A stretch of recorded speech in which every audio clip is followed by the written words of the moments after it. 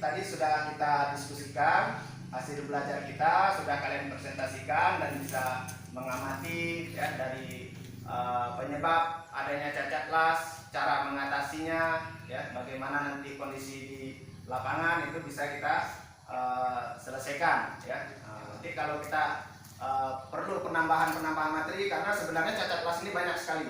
Kalau kita lihat di buku induknya standar AWS itu mungkin ada ratusan. Ini kita baru belajar beberapa buah ya. Mungkin ini 13 atau 15 buah. Karena ini kita ambil yang paling sering digunakan atau yang paling sering keluar di ujian ya. Jadi ini materi kita untuk mengakhiri, Bapak mintakan satu atau beberapa orang dari kita menyampaikan hasil belajar atau kesimpulan dari yang sudah kita diskusikan tadi ya. Kesimpulannya kira-kira dari materi ini apa ya. Silakan satu orang dulu, nanti kalau kurang jelas ya silakan ya. Kira-kira bagaimana kesimpulannya ya Pak? Ya. Setelah mempelajari materi tentang cacat las, sekarang kami tahu apa itu jenis cacat lasnya, penyebab terjadi cacat lasnya, dan cara mengatasi cacat las tersebut.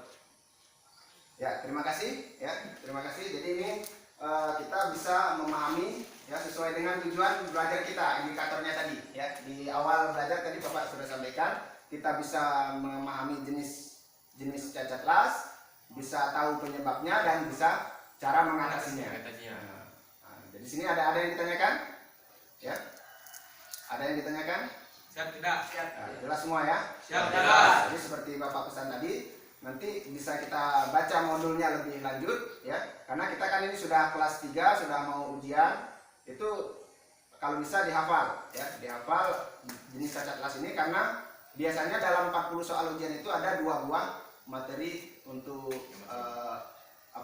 cacat las, dan distorsi itu pasti keluar ya.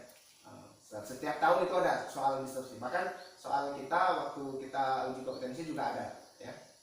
Jadi ini sebagai pembelajaran kita untuk minggu depan ya. Minggu depan kita akan coba menguji ya, menguji beberapa benda las, nanti kita amati langsung ya. Dan nanti juga kita bisa melakukan uji dengan cara merusak ya. Kalau pertemuan cukup, nanti kita bisa namanya uji destruktif dan non destruktif ya. Uji merusak itu artinya seperti uji bending ya, uji bending ya. Jadi minggu depan nanti kita aplikasikan secara langsung, kita amati benda, minimal benda 1G, kita amati cacat-cacat las, dan nanti bisa kita uji secara bending ya. Mudah-mudahan ada kesehatan, minggu depan kita bisa lanjutkan belajar lagi ya. Ada yang ditanyakan? Ya. Ya, kalau tidak, ini mungkin sudah akhir pembelajaran kita. Bapak mintakan untuk berdoa sebelum kita akhiri. Silakan ketua dipimpin berdoa lagi.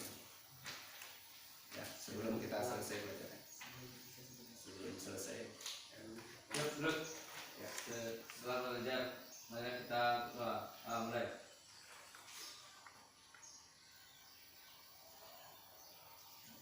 Selesai. Ya, baik, terima kasih. Sampai jumpa minggu depan. Bapak akhiri. Billahi taufiq wal hidayah. Assalamualaikum warahmatullahi wabarakatuh.